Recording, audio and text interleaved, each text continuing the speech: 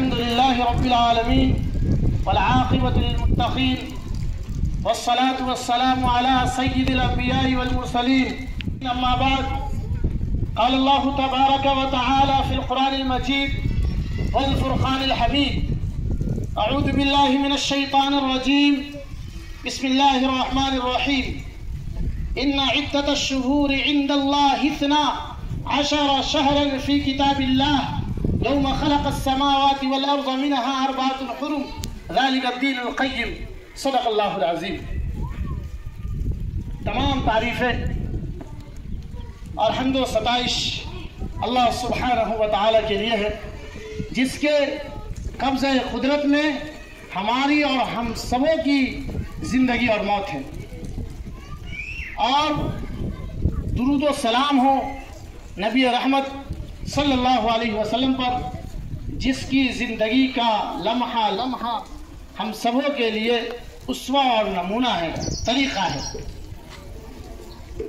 ہم سب لوگ یہاں پر جو بیٹھے ہیں، اس کا مقصد، اس کا مشن یہ ہے کہ ہم جانیں کہ ماہ محرم الحرام کسے کہتے ہیں، ماہ محرم کی فضیلت کیا ہے، ماہ محرم میں کون سی چیز کرنے والی ہے، کون سی چیز نہیں کرنے والی ہے. ہم اس مقصد کے تحت یہاں پر جمع ہوئے ہیں. ہم سب یہاں پر جمع ہیں.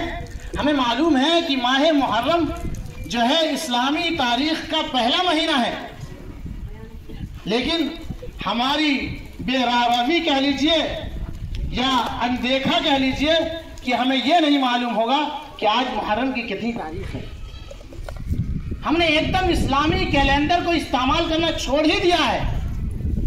پڑھے لکھے لوگ بھی اسلامی کیلنڈر کا استعمال نہیں کر رہے ہیں، قمری مہینے کا جو ہے اس کا استعمال نہیں کر رہے ہیں. لیکن جہاں بھی ہم دیکھیں، ہم اس کو بڑھا چڑھا کر کے لکھ رہے ہیں شمسی مہینے کو، جسے ہم انگریزی کیلنڈر کہتے ہیں. ہم اسے ہر جگہ پروموٹ کر رہے ہیں، ہم اسے ہر جگہ لکھ رہے ہیں. یہ ہماری نااہلی ہے، ہماری یہ کمی ہے کہ ہم جو ہے اسلامی تاریخ کو بھلا بیٹھے، بالکل بھلا دیں. ہمیں معلوم ہونا چاہیے کہ یہ اسلامی سال کا آغاز خلیفہ ثانی حضرت سیدنا عمر فاروق رضی اللہ عنہ نے کیا تھا. جب اس کیلنڈر کو آغاز کرنے کا وقت آیا، موقع آیا، تو سیدنا خلیفہ ثانی سیدنا عمر فاروق رضی اللہ عنہ کے سامنے بہت سارے مشورے آئے، بہت سارے باتیں آئیں.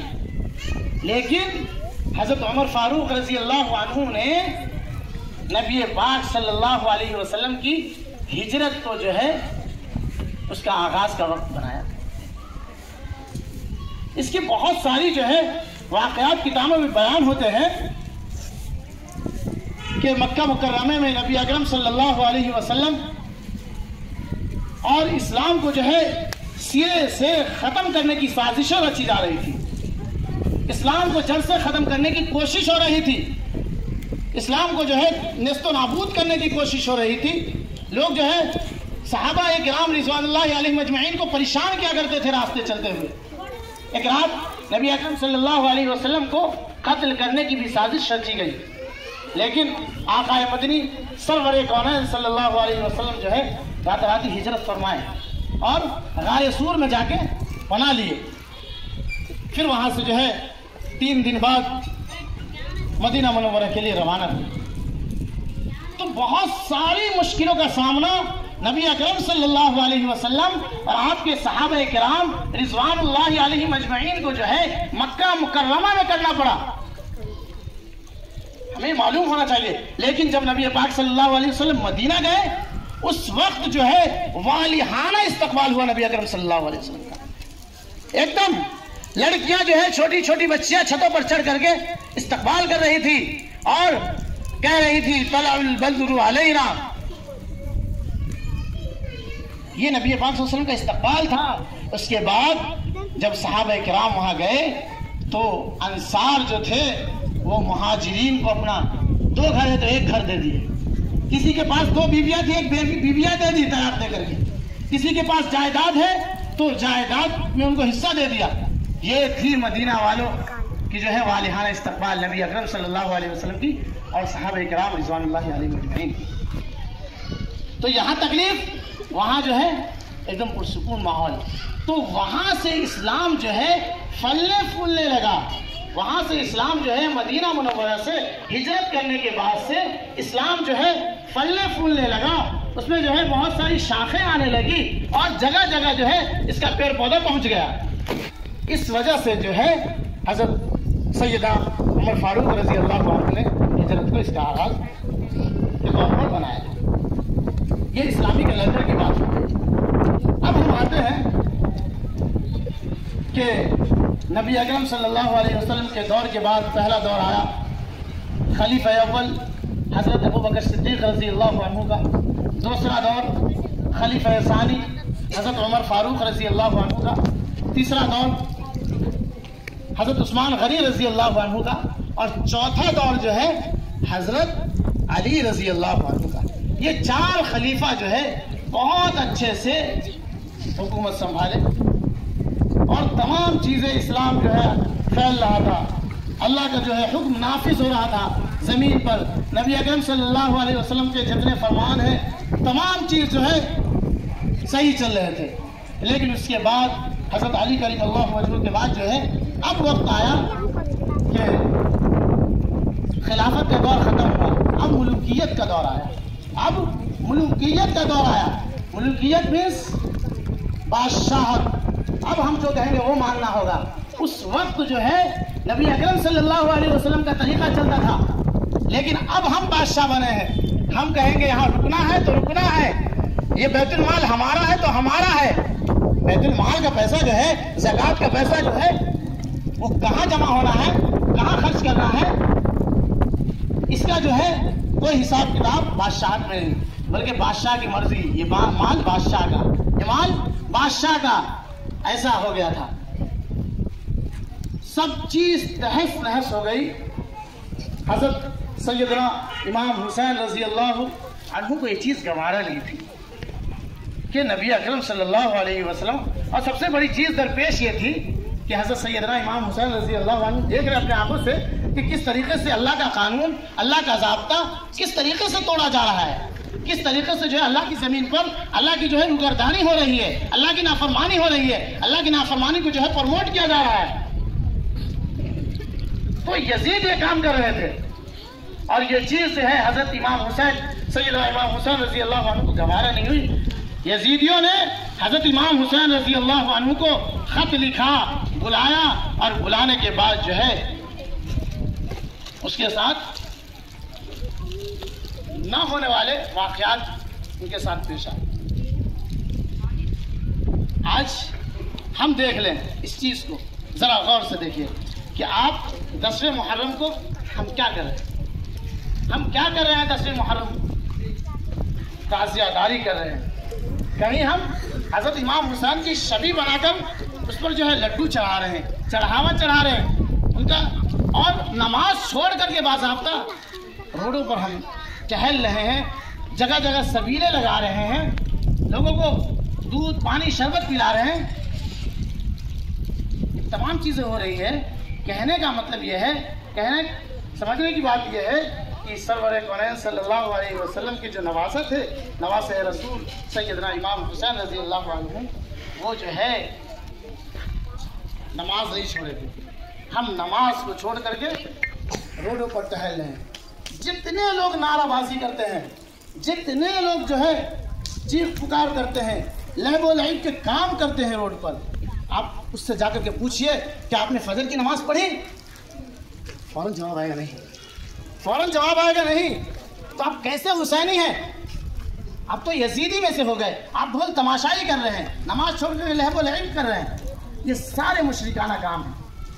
کیا آپ حضرت حسین کی شبی بنائیں, آپ تعزیہ داری کریں؟ اللہ کے رسول نے فرمایا کہ روزہ رکھنے کے لیے رمضان کے بعد سب سے بہتر روزہ جو ہے 10ویں کا ہے, 10 محرم الحرام کا ہے, اور فرض نماز کے بعد جو ہے سب سے بہتر نماز تہجد کی ہے. اسی طریقے سے بخاری اور مسلم میں موجود ہے ساری چیزیں. اس روزے کی فضیلت، محرم الحرام کی روزے کی فضیلت پر ہم آ رہے ہیں۔ اب دیکھیے نبی پاک صلی اللہ علیہ وسلم جب مکہ مکرمہ میں تھے تو اس وقت قریش مکہ جو تھے وہ 10 محرم الحرام کو روزہ رکھا کرتے تھے۔ کیوں رکھتے تھے روزہ؟ ان کے نزدیک یہ جو ہے بہت معزز دن تھا، 10 محرم کا دن بہت معزز تھا، بہت بابرکت تھا، تو وہ 10 محرم کو روزہ رکھا کرتے تھے، اور 10 ہی محرم کو کعبۃ اللہ کا جو غلاف ہے نا اس پہ چڑھا ہوتا ہے کپڑا کالا، آپ دیکھے ہوں گے کالا کپڑا جو ہے چڑھا ہوتا ہے، اس پہ کعبہ کا جو ہے اور دروازے کا نشان بنا ہوتا ہے، وہ سونے سے لکھا ہوتا ہے وہ چیز، اور جو بھی چیز اوپر نقش رہتا ہے وہ سونے سے رہتا ہے، تو اس کا غلاف جو ہے 10 محرم کو بدلا جاتا تھا۔ آقا مدنی سرور کونین صلی اللہ علیہ وسلم کا دستور تھا کہ جو بھی ملت ابراہیم کو فالو کرے گا اور وہ اچھی چیز ہوگی تو ہم بھی اس کو کریں گے۔ قریش مکہ جو تھے وہ 10 محرم کو روزہ رکھا کرتے تھے، اس لیے سرور کونین محمد رسول اللہ صلی اللہ علیہ وسلم بھی 10 محرم کو روزہ رکھتے تھے۔ اب اس کے بعد آپ صلی اللہ علیہ وسلم مدینہ ہجرت کیے۔ جب مدینہ ہجرت کیے تو مدینہ میں آپ صلی اللہ علیہ وسلم کو معلوم ہوا کہ جو یہود ہیں وہ 10 محرم کو روزہ رکھتے ہیں۔ اس کی وجہ کیا ہے؟ تو بخاری شریف میں موجود ہے کہ آپ صلی اللہ علیہ وسلم کو یہ روایت پہنچی کہ یہود جو ہے اس دن روزہ رکھتے ہیں، اس کی وجہ یہ ہے کہ حضرت موسیٰ علیہ السلام اور ان کی قوم کو جو ہے نجات ملا تھا، اور فرعون اور ان کے لشکر جو تھے وہ غرقاب ہو گئے تھے، ڈوب گئے تھے، نیست و نابود ہو گئے تھے۔ اس وجہ سے یہود جو ہے روزہ رکھتے تھے، تو آپ صلی اللہ علیہ وسلم بھی اس دن روزہ رکھنے لگے۔ ایک حدیث ہمیں ملتی ہے بخاری میں کہ آپ صلی اللہ علیہ وسلم جو بات بتا رہے ہیں، سب صحابہ سے بیان کر رہے ہیں کہ اس روزے کو ضرور اہتمام کرنا اس روزے کا، تو چند صحابہ جو تھے وہ کھڑے ہوئے اور انہوں نے کہا کہ اللہ کے رسول، ایک روزہ جو ہے یہود کی مشابہت ہو جائے گی۔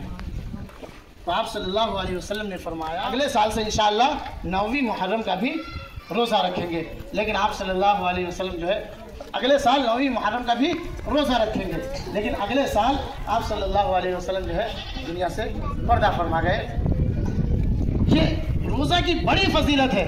تو 2 چیزیں ہمیں معلوم ہوئی، پہلی چیز کہ 10 محرم الحرام کو روزہ رکھنا ہی ہے، دوسری چیز کہ آپ صلی اللہ علیہ وسلم نے فرمایا کہ اگلے سال سے ہم 9ویں محرم کا بھی روزہ رکھیں گے، 9ویں محرم کا بھی روزہ رکھیں گے۔ تو آپ صلی اللہ علیہ وسلم دنیا سے پردہ فرما گئے، لیکن ہمیں یہ سبق دے گئے کہ 2 دن روزہ رکھنا ہے، 9ویں 10ویں، یا اگر کسی وجہ سے 9ویں کو نہیں رکھ پائے تو 10ویں 11ویں، ان 2 دنوں کو روزہ رکھنا ہے۔ تو اس مہینے میں اصل کام جو ہے وہ یہی کام ہے کہ آپ روزوں کا یہ 2 روزہ جو ہے بڑی فضیلت والا کام ہے۔ ایک حدیث میں آتا ہے کہ آپ صلی اللہ علیہ وسلم نے باضابطہ 10ویں محرم کو صحابہ کو بھیجا کہ جاؤ اعلان کرو، اعلان کر دو، کہو کہ جو لوگ ابھی تک کچھ کھا پی لیا ابھی سے شام تک وہ روزہ دار رہیں، بھوکے رہیں، روزہ دار کی طرح رہیں، لیکن جو لوگ نہیں کھائے ہیں وہ ابھی سے روزہ کی نیت کر کے صبح سے شام تک روزہ رکھیں۔ تو اس روزے کی بڑی فضیلت حدیثوں کے اندر بیان ہوئی ہے 9 اور 10 محرم کو۔ دوسری چیز یہ ہے کہ آپ جو ہے غیر لہو و لعب کام نہیں کریں گے، آپ لہو و لعب کام نہیں کریں گے، جو کام شریعت مطہرہ نے ہمیں منع کیا ہے اس سے ہمیں بچنا ہے، تعزیہ داری نہیں کرنی ہے، غیروں کے طریقے پر نہیں چلنا ہے، ان تمام چیزوں سے جو ہے ہمیں جو ہم نے آپ کو بہت کم وقت میں جو ہے آپ کے درمیان پیش کی ہے۔ اللہ تعالیٰ جو ہے ان باتوں پر ہمیں عمل کرنے کی، سمجھنے کی اور اسوہ رسول کو فالو کرنے کی توفیق عطا فرمائے، کیونکہ ہم غلط راستے کو فوراً پروموٹ کر رہے ہیں، ہم غلط راستے کی طرف، اور بعض کیا کہتے ہیں کہ شیعہ حضرات ہو یا ان کے ماننے والے ہوں، اس طریقے سے انہوں نے گڑھ دیا ہے، لگتا گویا یہی اسلام ہے۔ آپ چلے جائیے امام باڑے پہ، نوحہ خوانی کس طریقے سے ہوتی ہے، عورتیں ہوں مرد ہو سب سینے کو پیٹتے رہتے ہیں، یہ نوحہ خوانی کیا ہے؟ اسلام میں ہے۔ آپ اسی طریقے سے دیکھ لیجئے کہ وہ جو ہے مرثیہ کرتے ہیں، مرثیہ گاتے ہیں، وہ جس طریقے سے ہم آہو بکا کرتے ہیں، ہمارا کوئی مر جاتا ہے، ہمارا کوئی خاص مر جاتا ہے تو عورتیں کس طریقے سے آہو بکا کرتی ہے کہ فلاں تھے، اور اس کے لیے گاگا کے راگ کی طرح جو پڑھتی ہیں ان پہ روتی ہیں، اس طریقے سے وہ مرثیہ خانی کرتے ہیں باضابطہ، تو یہ اسلام سے اس کا کوئی تعلق نہیں ہے، اسلام میں یہ چیز ہے ہی نہیں۔ یہ سارے کام جو ہے مشرکانہ ہیں، ان سب سے بچیے۔ جو کام ہے وہ کام اصل یہی ہے کہ آپ اس مہینے میں روزہ کا اہتمام کریں، روزہ کا اہتمام کریں اور 2 روزہ رکھیں۔ اللہ تعالیٰ جو ہے ہمیں کہنے سے سننے سے زیادہ عمل کرنے کی توفیق عطا فرمائے۔